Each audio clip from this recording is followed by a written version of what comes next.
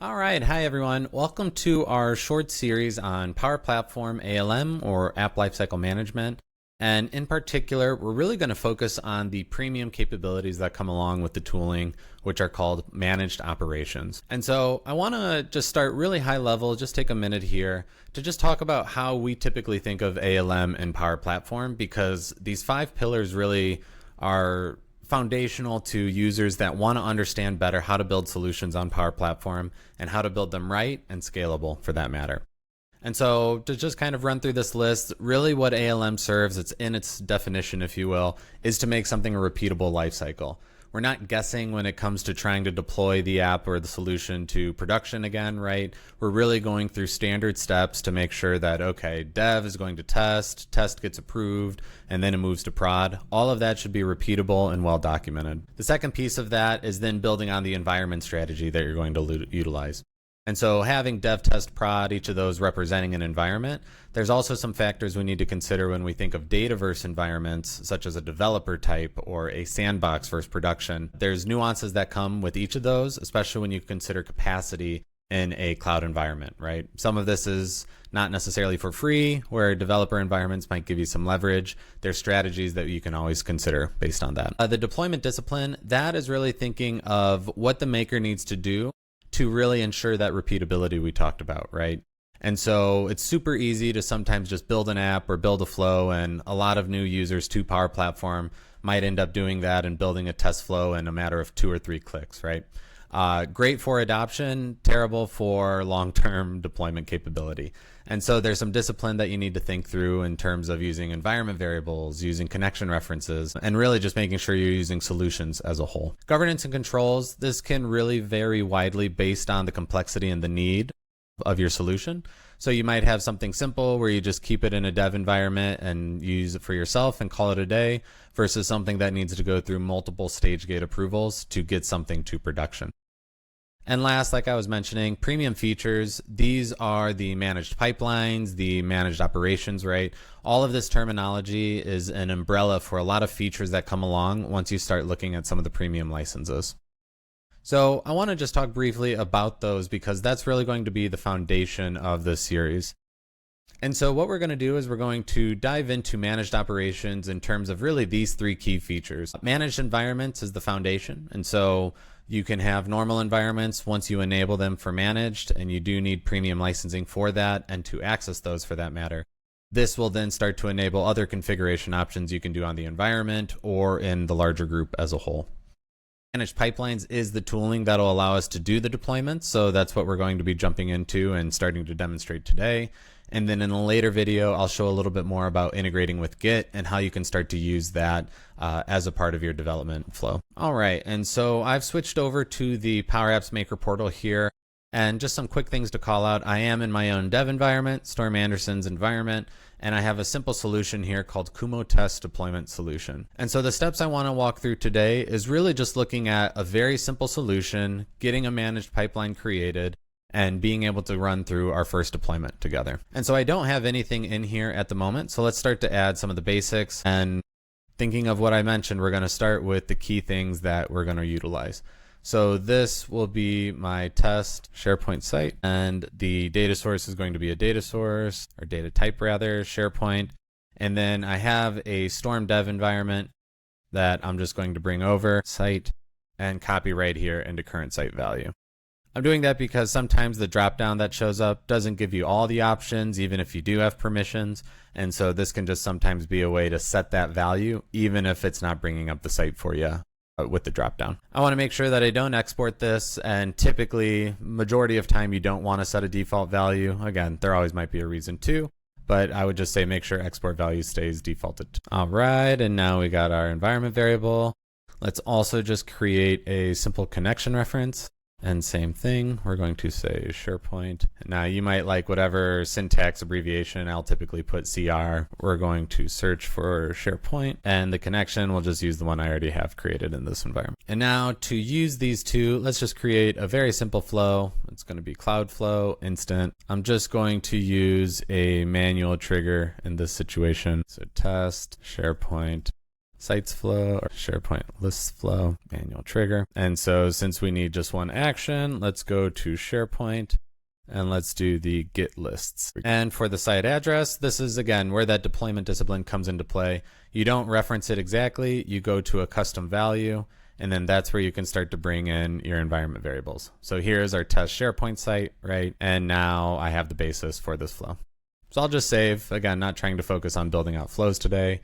Just wanted to have something that's going to consume it and be dynamic off of that. All right, and so now refreshing, I can see I have all three things in here. I have my environment variable, I have my connection reference, and I have my cloud flow. So really quick, I want to switch over to the Power Platform Admin Center just to call out some things and make sure that we're set up for doing our deployment. So the Power Platform Admin Center can be navigated to from this admin powerplatform.microsoft.com, and I navigated over to the Manage Environment section here. You can see, of course, this is the list of environments that you have in your tenant. And with some of the additional features that I was alluding to, we also have environment groups. And you can see that I've set up a demo environments group that I use to orchestrate some of our internal demos, our demos for clients, as well as just in situations like this. So you can see in here, I have a few different environments, and the one in particular I wanted to make sure is this demos environment. We can see it's type production. And the most important piece I was looking for is that it is in fact managed. Now there's one more thing I want to show and highlight here in the admin center. We'll come back to this in later videos, but it is this deployment section that is over here. When you click on that, that is now going to show you the overview. You can see the different pipelines. In this case, you should be seeing platform host like I'm seeing here. You can also set up a custom host, but again, we'll come back to that in a later video. But what I want to bring us to is make sure that that's on platform. If you go to settings, you should be able to see the settings load for the platform host here. And this use a custom pipelines host. It should be to platform host for now. In the next video, again, we'll come back and set up a custom one, but I just want to show you and ensure that we're working from the same. If you can't get to this area, you probably don't have system admin or rather Power Platform admin rights. And so there might be some limitations, but hopefully you can follow along. So let's go back to our solution. And where I want to jump in is just from the pipelines view that you have right here. This is some of the best features or some of the value that comes with this is that it's actually native to the platform now. I'm not going into a custom solution. I don't have to go into DevOps necessarily while to perform rather just the simple day-to-day steps. So I have some other pipelines in here for other ways that we deploy solutions here in Kumo, but I want to go ahead and just create a new one right here at the top. And this one I'm just going to say is our test deployment pipeline. And this is going to be for testing, deploying to the demo environment. And let's go ahead and search for demo. And here's my demo environment. I could also select an additional one here if I wanted to set up more stages of this.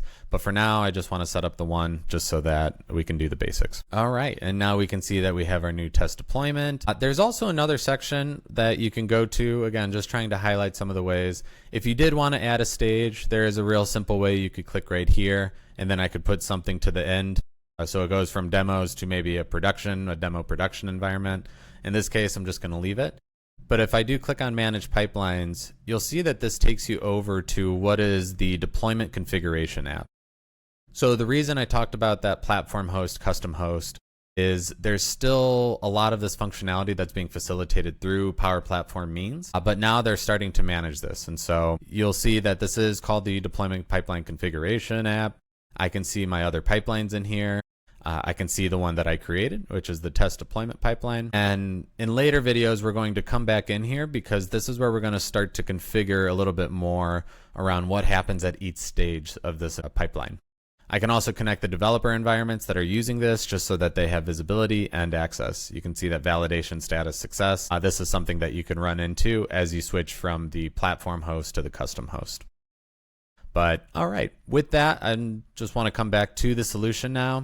And let's go ahead and try to configure, or rather, let's try to deploy our solution. So you can see that you can also set up deployment schedules if we did want to deploy this at a later date.